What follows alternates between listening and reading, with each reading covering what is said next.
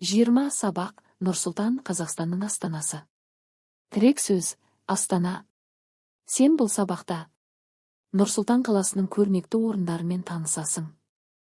Қазақстанның астанасы туралы шығармашылық жұмыстар жасауды үйренесің.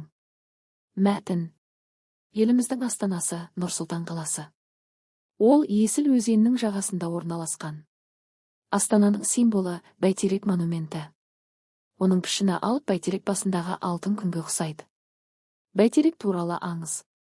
Өмір ағашы Бәйтерек өзенінің жағасында өседі. Оның тамыры тереңге жайылып, ал ұшар басы аспанды тірейді.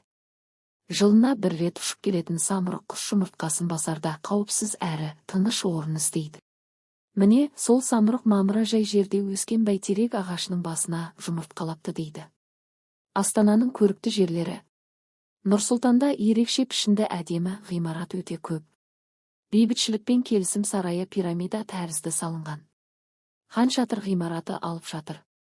Думан ойын-сауық орталығында океанариум орналасқан. Мұнда мұхиттар мен теңіздерде тіршілік ететін жануарлар бар.